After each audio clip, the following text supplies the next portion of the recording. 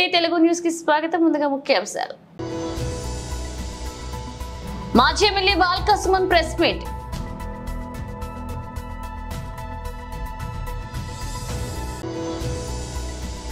ఎదిరించేవాడు లేకపోతే బెదిరించేవాడిదే రాజ్యం, పవన్ కళ్యాణ్.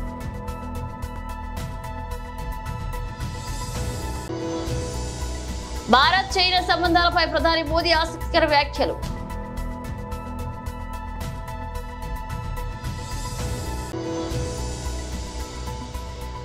అనిల్ అంబానీకి సుప్రీంకోర్టులో షాక్.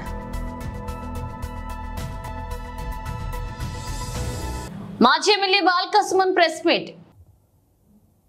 దాంట్లో కూడా ఈ ఉద్యోగాల విషయాన్ని వాళ్ళు రిమైండ్ చేస్తున్నారు.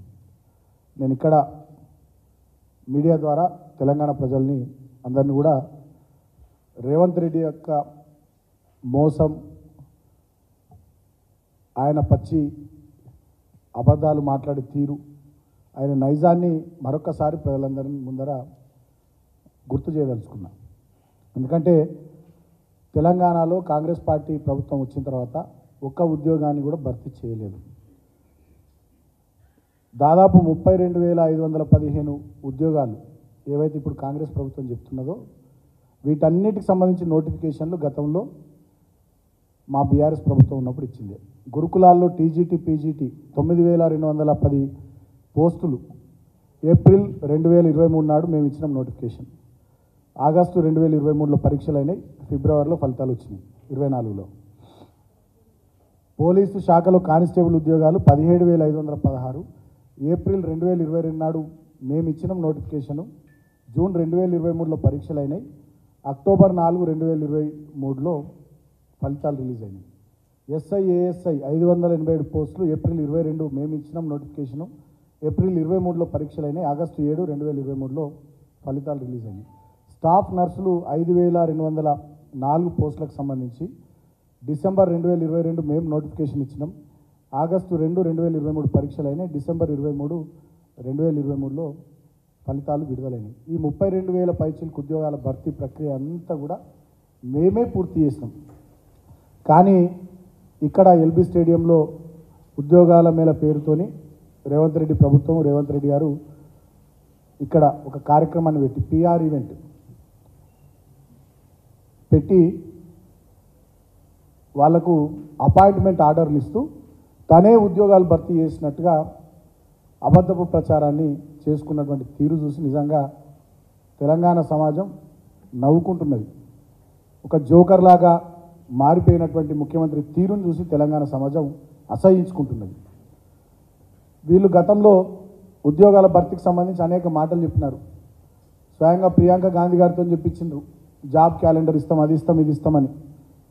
వీళ్ళు వచ్చిన తర్వాత ఏమి కూడా ఇయ్యలే.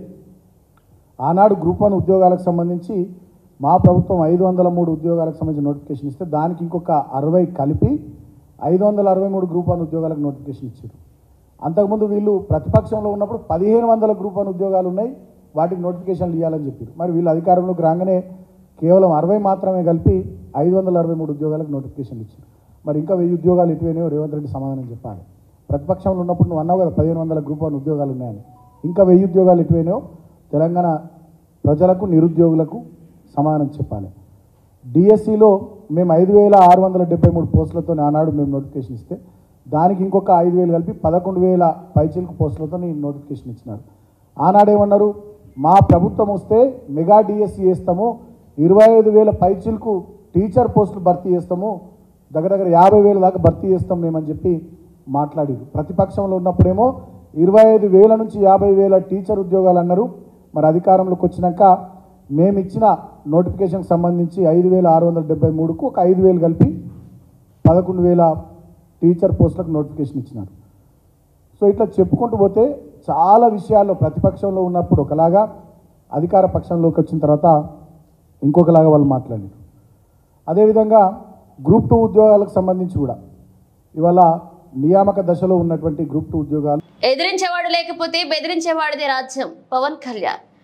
ఎదిరించేవాడు లేకపోతే బెదిరించేవాడిదే రాజ్యం. సో బెదిరించే వాళ్ళకి ఈ రోజున ఒక సమూహం వచ్చి నిలబడింది. ఆంధ్రప్రదేశ్ని గుప్పిట్లో పెట్టుకొని 5 కోట్ల మంది ప్రజల్ని పట్టుమని 10 మంది, ఇంకా చెప్పాలంటే 5 మంది ఈ రోజున ఆంధ్రప్రదేశ్ని గుప్పిట్లో బెదిరించి 5 కోట్ల మంది ప్రజల్ని బెదిరిస్తూ ఉంటే ప్రజలు తిరుగుబాటు చేసి మాకు ఓటు చెల్లకుండా అన్ని పార్టీలు కలిసి రావాలి అంటే ఈ రోజున ఢిల్లీలో ఉన్న భారతీయ జనతా పార్టీ ప్రధానమంత్రి గారి నాయకత్వంలో మన భారతీయ జనతా పార్టీ నుంచి 4 దశాబ్దాల సుదీర్ఘ అనుభవం ముఖ్యమంత్రిగా పోటీ చేసే మనకి రాష్ట్రాన్ని నడిపిన, ఉమ్మడి రాష్ట్రాన్ని నడిపిన అనుభవం, ఎన్ని ఆటుపోట్లున్నా తట్టుకున్న సమర్థత, ధైర్యం, అన్నింటికీ వాటన్నిటితో పాటు జన సైనికులు, వీర మహిళలు 5 సంవత్సరాలుగా వైసీపీ తోటి పోరాటం చేస్తూ ఈ రోజున రాష్ట్రానికి, ఈ రోజున ఈ పొత్తుకే వెన్నంటి ఉన్న, వెన్నుదన్నుగా ఉన్న మీ అందరికీ నా హృదయపూర్వక నమస్కారాలు, హృదయపూర్వక ధన్యవాదాలు. ముఖ్యంగా నిడదవోలు నియోజకవర్గానికి సంబంధించి బురుగుపల్లి శేషారావు గారు చాలా పెద్ద మనసుతోటి మన కందుల దుర్గేష్ గారికి ఇక్కడికి పోటీ చేసే అవకాశం కల్పించిన మనస్ఫూర్తిగా నిడదవోలు నియోజకవర్గ ప్రజలందరి తరపు ముందు మీకు మనస్ఫూర్తిగా జనసేన పవన్ కళ్యాణ్ ప్రెసిడెంట్ గారిని మీకు కృతజ్ఞతలు తెలియజేస్తా ఉన్నాను. అలాగే శ్రీ కేఎస్ జవహర్ గారికి టీడీపీ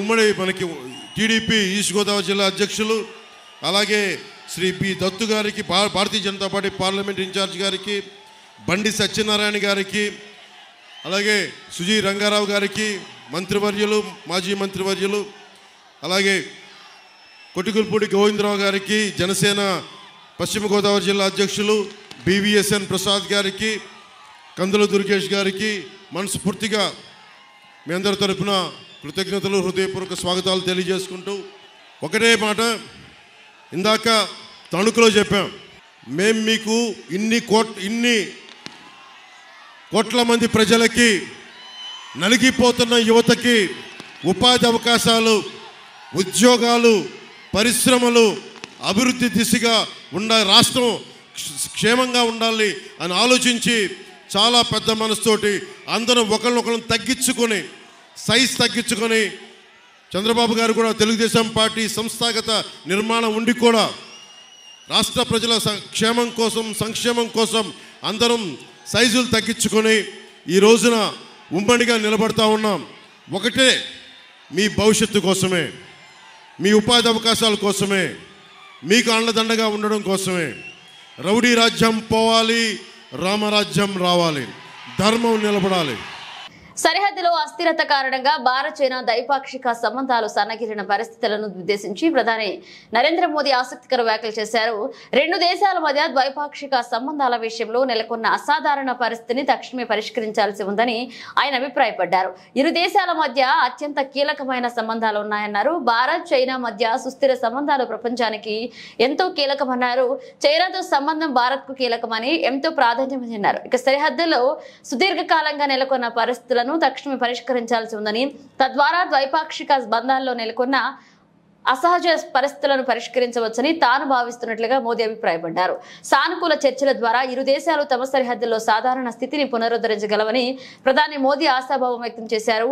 అమెరికాకు చెందిన యుఎస్ న్యూస్ వీక్ అనే మ్యాగజైన్ ఇచ్చిన ఇంటర్వ్యూలో మోదీ ఈ వ్యాఖ్యలు చేశారు. ఇక భారత్ చైనాల మధ్య సుస్థిరమైన శాంతియుత సంబంధాలు కేవలం ఈ 2 దేశాలకే కాకుండా ఈ ప్రాంతానికి, ప్రపంచానికి కీలకమన్నారు. దౌత్య మిలిటరీ స్థాయిలో సానుకూల, నిర్మాణాత్మక ద్వైపాక్షిక చర్చల ద్వారా బంధాలను పునరుద్ధరించగలమని మోదీ విశ్వాసం వ్యక్తం చేశారు. కాగా 2020లో లడఖ్లోని గాల్వాన్ లోయలో భారత్ చైనా సైనికుల మధ్య జరిగిన ఘర్షణ తర్వాత ఇరు దేశాల సంబంధాలు సందిగ్ధంలో పడ్డాయి. నాటి ఘర్షణలో 20 మంది భారతీయ సైనికులు వీరమరణం పొందగా చైనా సైనికులు కూడా పెద్ద సంఖ్యలో ప్రాణాలు కోల్పోయిన విషయం తెలిసిందే. ఒకప్పుడు అపర కుబేరుడుగా ఓ వెలుగు వెలిగిన అనిల్ అంబానీ ప్రస్తుతం ఆర్థికంగా తీవ్ర ఒడిదుడుకులు ఎదుర్కొంటున్నారు.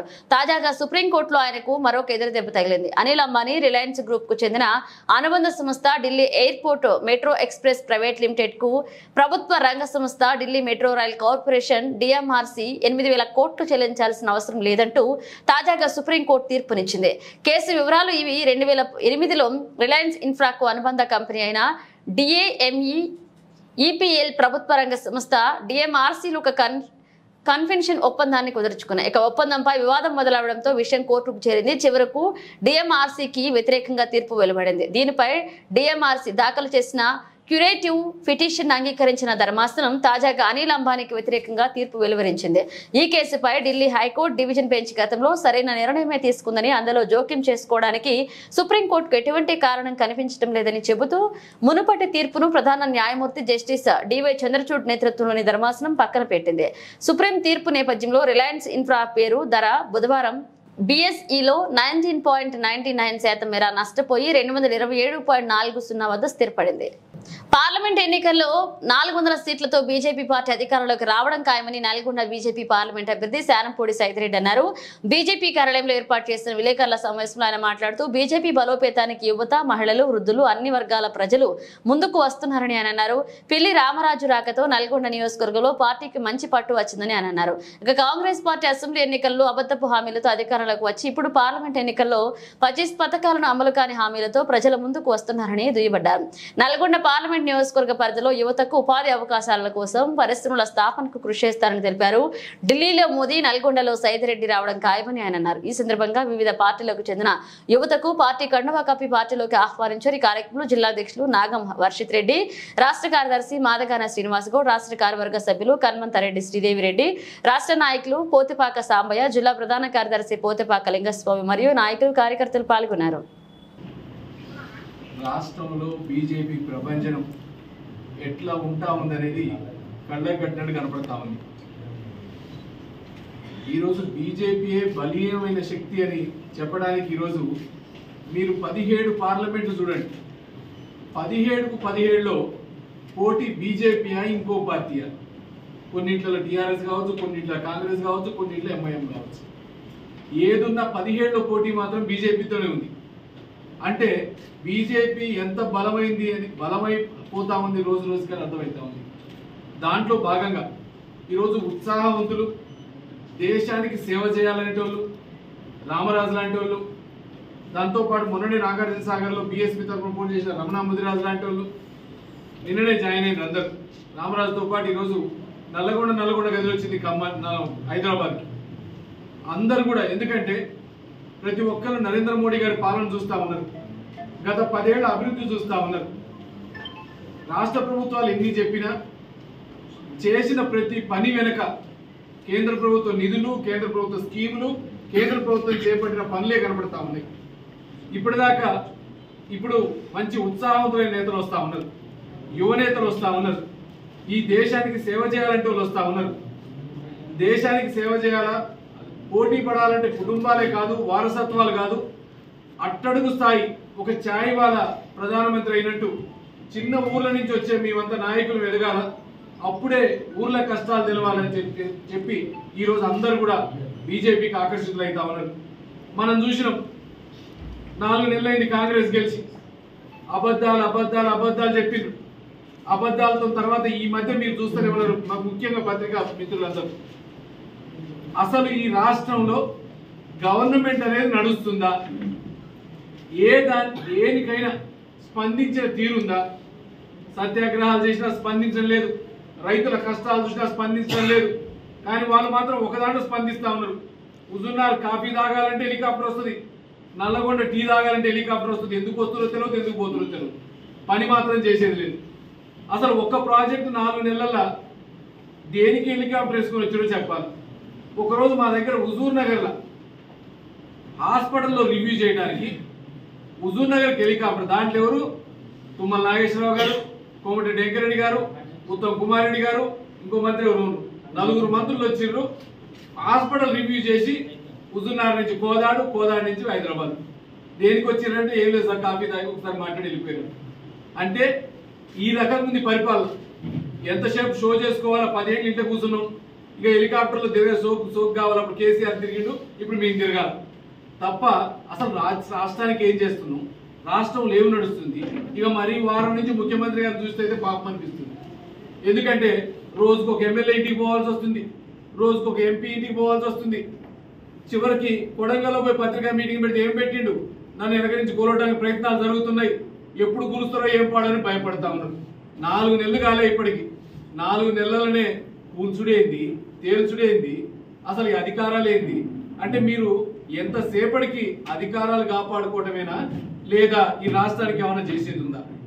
ఇంతవరకు అసలు ఏమన్నా అంటే అప్పులున్నాయి అంటాడు. కానీ మీరు అప్పులు ఉంటాయని మీకు తెలుసా తెలియదా? ఒక రాష్ట్రం అధికారంలోకి వచ్చేటప్పుడు మీరు గిన పరిపాలన అంటే మీరు చేసేటప్పుడు మీరు ఫస్ట్ ఈ రాష్ట్రానికి అప్పులు ఎంత, ఎందుకంటే ప్రతి సంవత్సరం క్లియర్గా కాగ్ రిపోర్ట్స్ ఉంటాయి, ఫైనాన్షియల్ డాక్యుమెంట్స్ ఉంటాయి, అప్పులు ఆస్తుల చిట్టాలు మీకు ఇస్తూనే ఉంటాయి, ఖర్చులు ఎంతనే ఉంటాయి. మీ కింద ఒక పార్టీ అన్నాక మీరు హామీలు ఇచ్చే ముందు ఇది చేసే హామీలా చేయని హామీలా ఉంటాయి. కానీ జనాలని పిచ్చోళ్ళని చేసి అబద్ధాలు చెప్పి 6 హామీలని దాని కింద ఒక 400 హామీలు బై అని పెట్టి, అంటే ఒక రకంగా మోసం. ఈ మోసాన్ని ఇట్లనే కంటిన్యూ చేయడానికి మళ్ళీ ఒక 1,25 లక్షల అప్లికేషన్లు. అంటే జనాలకి చెప్పాలా, మీరు రేపు ఓటు వేయకపోతే ఇక మేము ఇయ్యం. కానీ ఒకటి చెప్తా ఉన్న ప్రజలకి, మీరు ఇప్పుడు దర్శి జనసేన పార్టీ ఇన్ఛార్జిగా గరికపాటి వెంకట నియమించిన సందర్భంగా పవన్ కళ్యాణ్ ధన్యవాదాలు తెలియజేశారు. గరికపాటి వెంకట్ అనంతరం పార్టీ కోసం కష్టపడిన నాయకుడు గరికపాటి వెంకట్ కి పదవి రావడం గరికపాటి అభిమానులతో సంతోషం నింపింది. ఇక గరికపాటి వెంకట్ కి దర్శి నియోజకవర్గ ప్రజలు, అభిమానులు, కార్యదర్శులు, జన సైనికులు ఘనంగా స్వాగతం పలికారు.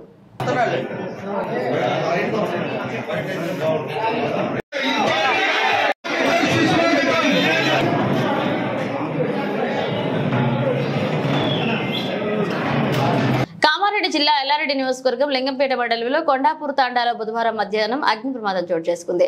పలు నివాస గుడిసెలు దగ్ధమయ్యాయి. ఎల్లారెడ్డి డీఎస్పీ శ్రీనివాసులు విషయం తెలిసిన వెంటనే అగ్నిమాపక వాహనానికి పంపించారు.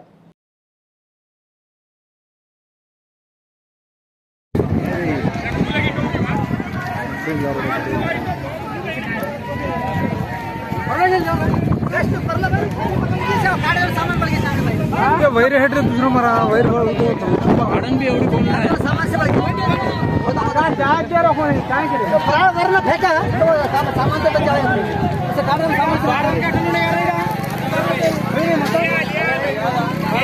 ये मतलब मक्का कैसे लगा तो बाबा ने कैसे लग जाएगा 10 मिनट में अरे भाई जरा हमारे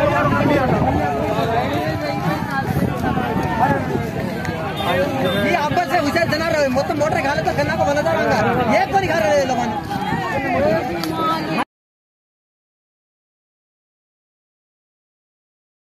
पानी पवारी महाराज नहीं आ रहा हसी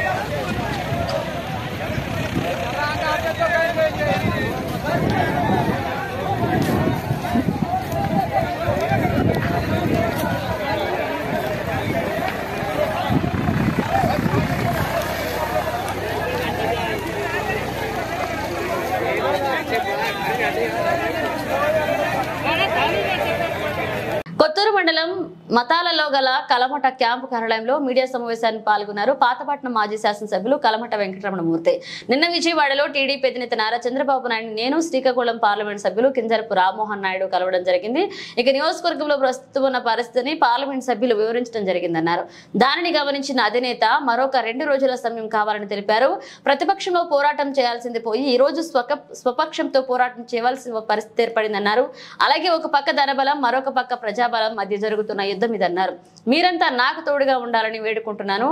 అలాగే గురువారం రోజున పాతపట్నం నియోజకవర్గ కేంద్రంలో నాతో పాటు పాతపట్నం నియోజకవర్గ కుటుంబ సభ్యులకు చేసిన అన్యాయానికి నిరసనగాను భారీ ర్యాలీ తీయడం జరుగుతుంది. ఇక ప్రతి ఒక్క కార్యకర్త నాయకుడు కలమట కుటుంబ అభిమాని పాల్గొని మీ యొక్క సంఘీభావాన్ని తెలియజేయాలని ఆ సమావేశానికి ఒక ప్రత్యేకత ఉందన్నారు. ఇక ఆది పాతపట్నం నియోజకవర్గ అభివృద్ధి ప్రదాత మీ అందరికీ ఆశీర్వాదాలతో 5 దఫాలు ఎమ్మెల్యేగా సేవలందించిన మా నాన్న కలమట మోహనరావు హాజరవుతున్నారని మాజీ ఎమ్మెల్యే కలమట వెంకటరమణ తెలిపారు. ఫోటోలు కూడా బాబు గారు చూపించడం జరిగింది. అయితే ఆయన 2 రోజులు సమయం ఇవ్వి రావణ అని చెప్పి అడగడం జరిగింది. తప్పకుండా ఆయన కోరిక మేరకు 2 రోజులు ఆయనకి మాటిస్తూ మరి రేపు భవిష్యత్తు కార్యాచరణ కూడా ప్రకటించడానికి నేను నిర్ణయించుకోవడం జరిగింది. నాయకులు కార్యకర్తలతో మాట్లాడి ఈరోజు జరుగుతున్నది ప్రతిపక్షంతో పోరాటం చేయవలసింది పోయి స్వపక్షంలోనే పోరాటం చేసే పరిస్థితి ఏర్పడ్డది. ఒక పక్క ధనబలం మరో పక్క ప్రజాబలంతో నేను ముందుకెళ్తున్నాను. రేపు 12వ తారీఖున ఏదైతే పాతపట్నం నియోజకవర్గ హెడ్ క్వార్టర్లో నా అభిమానులు అలాగే పార్టీ అభిమానులు అందరితో కలిపి ఒక భారీ ర్యాలీ కూడా తీయడం జరుగుతుందని తెలియజేస్తున్నాను. ముఖ్యంగా మేము చేసిన పొరపాటు ఏంటి, మేము ఏ కార్యక్రమాన్ని పొరపాటు చేసాం, ఏ కార్యక్రమం చేయలేదని చెప్పి పార్టీకి ప్రజలందరి సమక్షంలో అడగాలని నిర్ణయించుకోవడం జరిగింది. మరి అలాగే మనం చేయని కార్యక్రమాలు ఏంటి, అవతల వ్యక్తి ఈ పాతపట్నం నియోజకవర్గంలో ఇవాళ టికెట్ ఇచ్చిన వ్యక్తి పాతపట్నం నియోజకవర్గంలో తెలుగుదేశం పార్టీ కోసం ఏ ఒక్క కార్యక్రమాన్ని చేశారని కూడా నేను చంద్రబాబు నాయుడు కూడా అడగడం జరిగింది. అదే రేపు కూడా నేను మీ అందరి సమక్షంలో అడగడానికి నిర్ణయించడం జరిగింది. మరి దీనిలో భాగంగా రేపు 12వ తారీఖున సాయంత్రం 4 గంటల నుంచి కార్యక్రమం చేపట్టడం జరుగుతుంది. అలాగే ముఖ్యంగా 5 సార్లు ఈ నియోజకవర్గానికి ఎమ్మెల్యేగా అంతకుముందు సమితి ప్రెసిడెంట్గా ఆర్టీసీ చైర్మన్గా చేసినటువంటి నా తండ్రి గారు కలవట మోహన్ రావు గారు కూడా ఈ సమావేశంలో పాల్గొంటున్నారు. ఎందుకంటే మా కుటుంబాన్ని తొక్కిపెట్టాలని చూస్తున్న నాయకులకి, జిల్లా నాయకులకు కానీ అలాగే రాష్ట్ర నాయకులకు కానీ మరి ఆయన కూడా ఒక మెసేజ్ ఇవ్వాలని నిశ్చయంతో ఆయన కూడా ఈ సమావేశంకి వస్తున్నారు. కాబట్టి రేపు 12వ తారీఖున జరగబో కార్యక్రమానికి మరి ఈ 5 మండలాల నుంచి మా అభిమానులు అలాగే తెలుగుదేశం పార్టీకి 5 సంవత్సరాలు కష్టపడి పనిచేసి తెలుగుదేశం పార్టీని కంచుకోట నిలబెట్టిన కార్యకర్తలు నాయకులు అందరూ కూడా ఆ కార్యక్రమానికి వచ్చి ఆ కార్యక్రమం జయప్రదం చేయాలని ఈ వీడియో ద్వారా నేను అందరినీ కోరుతున్నాను. నమస్కారం. బులెటిన్ ముగించే ముందు హెడ్లైన్స్ మరోసారి. మాజీ MLA Balka Suman press meet.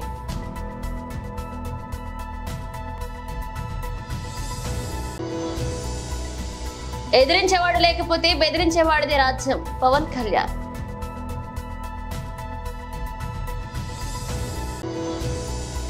Bharat China సంబంధాలపై ప్రధాని మోదీ ఆసక్తికర వ్యాఖ్యలు.